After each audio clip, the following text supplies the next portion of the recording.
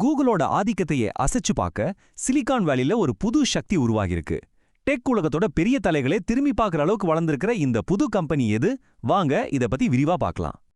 $3 billion.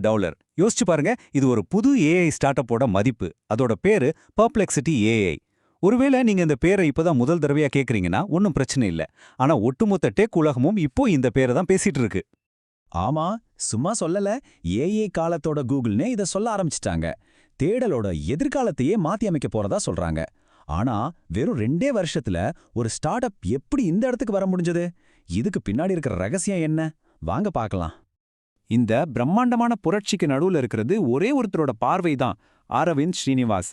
சரி, அவரோட பயணம் எப்படி இந்த பெரிய மாற்றத்துக்கு ஒரு தொடக்க புள்ளியா இருந்துச்சு? அரவிந்த் ஸ்ரீனிவாஸோட பேக்ரவுண்ட கேட்டா அசந்திடுவீங்க.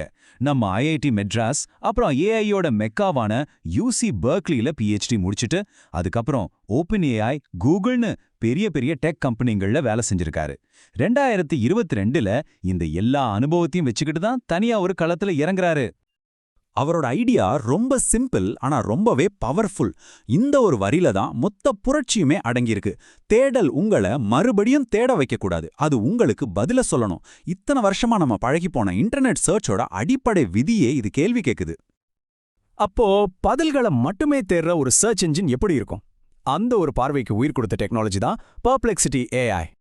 பர்ப்ளெக்சிட்டி உங்களை 10 ப்ளூ லிங்க்குள்ள அலைய விடாது. இது ஒரு ஆன்சர் என்ஜின். அதாவது நீங்க ஒரு கேள்வி கேட்டா அது இன்டர்நெட் முழுக்க தேடி எல்லா தகவலையும் ஒன்னா சேர்த்து ஒரே ஒரு நேரடியான பதில கொடுக்கும். சும்மா பதில மட்டும் இல்ல, அந்த தகவலை எங்கிருந்து எடுத்ததுங்கிற சோர்ஸோட. இந்த வித்தியாசத்தை பாருங்களேன். இடது பக்கம் நாம இப்போ யூஸ் பண்ற கூகுள் மாதிரி 10 லிங்க் வரும், ஒவ்வொன்னா கிளிக் பண்ணி தேடிட்டே இருக்கணும். ஆனா வலது பக்கம் பர்ப்ளெக்சிட்டி, ஒரே கேள்வி ஒரே பதில். நம்ம நேரம் எவ்வளவு மிச்சமாகுது பாருங்க. இது தேடல் உலகத்துல ஒரு பெரிய ஷிஃப்ட். இதோட பவரே அதோட ஃபீச்சர்ஸ்ல தான் இருக்கு. முதல்ல எல்லா பதிலுக்கும் சோர்ஸ் லிங்க்ஸ் இருக்கும். சோ அது சொல்றது உண்மையானு நாமளே செக் பண்ணிக்கலாம். ரெண்டாவது, எப்பவும் லேட்டஸ்ட் இன்ஃபர்மேஷன் தான் கொடுக்கும். மூணாவது, ரொம்ப முக்கியமானது, விளம்பரமே கிடையாது, நம்மள ட்ராக் பண்ற வேலையும் இல்ல. சிம்பிளா சொல்லணும்னா சாட் ஜிபிடி, கூகுள், விக்கிபீடியா இது மூணையும் ஒன்னா சேர்த்தா எப்படி இருக்குமோ அதுதான் பர்ப்ளெக்சிட்டி. சரி, இவ்ளோ சூப்பரான ஒரு டூலுக்கு மக்கள் மத்தியில வரவேற்பு எப்படி இருந்துச்சு? உண்மையா சொல்லணும்னா அதோட வளர்ச்சி ஒரு வெடிப்பு மாதிரி இருந்துச்சு. நம்பர்ஸை பார்த்தா உங்களுக்கே புரியும். மாசம் 20 மில்லியனுக்கும் அதிகமான பேர் இதை யூஸ் பண்றாங்க. இந்த அசுர வளர்ச்சியை பார்த்து இன்வெஸ்டர்ஸ் சும்மா இருப்பாங்களா? $250 மில்லியன் மேல பணத்தை கூட்டியிருக்காங்க. இதோட விளைவுதான் இன்னைக்கு இந்த கம்பெனியோட மதிப்பு $3 பில்லியன் அதிகம். ஆமா, நம்ம முதல்ல பார்த்தோமே அந்த ஷாக்கிங் நம்பர் இதுதான். இவங்க பின்னாடி இருக்கிறவங்க சாதாரண ஆளுங்க இல்ல. அமேசானோட Jeff Bezos, AI chip king என்விடியான்னு பெரிய தலைங்கள்லாம் இன்வெஸ்ட் பண்ணிருக்காங்க. இது வெறும் பணப்பலம் இல்ல, இது ஒரு பவர்ஃபுல் கூட்டணி. ஆனா கதை இவ்ளோ சுலபமா முடிஞ்சிடாது. ஒருத்தன் வேகமா வளர்றான்னா அவனை தடுக்கவும் ஆள் வருவாங்க இல்லையா? பர்ப்ளெக்சிட்டி முன்னாடி சில பெரிய சவால்கள் காத்துக்கிட்டு இருக்கு. முதல்ல காப்பிரைட் பிரச்சனை. நியூஸ் கம்பெனிங்க எல்லாம் எங்க கண்டென்ட்டை பெர்மிஷன் இல்லாம யூஸ் பண்றீங்கன்னு புகார் சொல்றாங்க. ரெண்டாவது, போட்டி.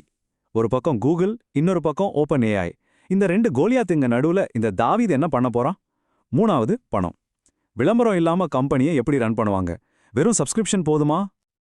ஆனா இந்த சவால்களை பார்த்து அரவிந்த் ஸ்ரீனிவாஸ் பயந்துடல. இதுக்கெல்லாம் பதிலடி கொடுக்க அவரோட அடுத்த கட்ட பிளான் ரொம்பவே அதிரடியா இருக்கு.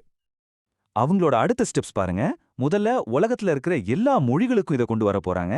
ரெண்டாவது, டெக்ஸ்ட் மட்டும் இல்லாம இமேஜ், வீடியோவையும் சர்ச்ல கொண்டு வர போறாங்க. ஆனா ஹைலைட்டே மூணாவது தான். கூகுள் குரோமுக்கே போட்டியா காமெட்னு ஒரு புது பிரவுசரையே கொண்டு வராங்க. இது கூகுளுக்கு விடுக்கப்பட்ட ஒரு நேரடி சவால். கடைசியா எல்லாமே இந்த ஒரு விஷயத்துல தான் நிக்குது.